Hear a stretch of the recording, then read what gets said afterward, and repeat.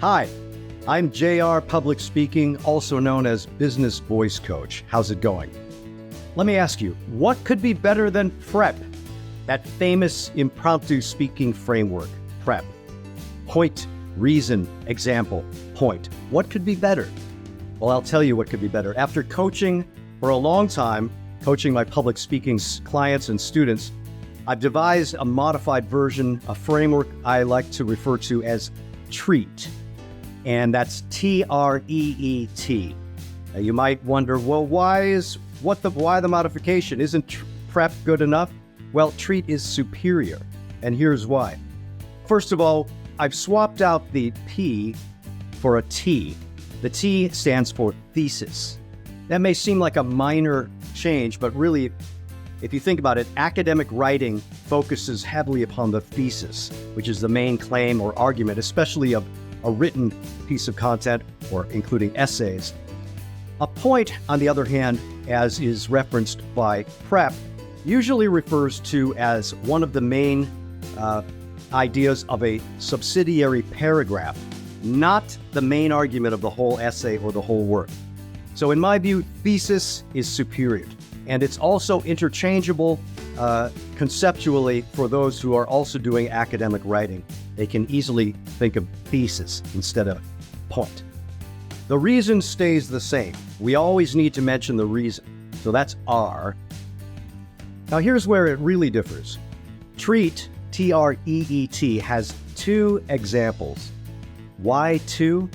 Well, a lot of the folks I've coached over the years with the PREP framework, very often one of the stumbling blocks or obstacles that they've encountered was wondering what kind of example to include.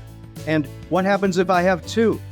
And this often led to a sort of stumble or fumble in the delivery.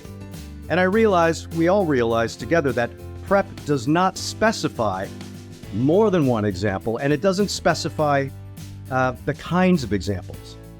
So this has been swapped out and modified and improved with TREET, which asks for two examples. The first example being a quantitative example. A quantitative example is dealing with numbers, measurable quantities, number of users, percentage of users, percentage of miles traveled, numbers of hits on a website. So an example with a quantitative measure would be a quantifiable example.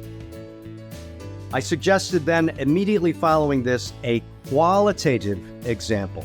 So you've got one quantitative for those people, those listeners who are analytical, left-brained folks, and the qualitative example to follow, the qualitative example being more emotionally driven, narrative, story-driven. For example, a user's journey, or a testimonial from a customer, or someone's personal experience about a product or a situation. That would be a qualitative example.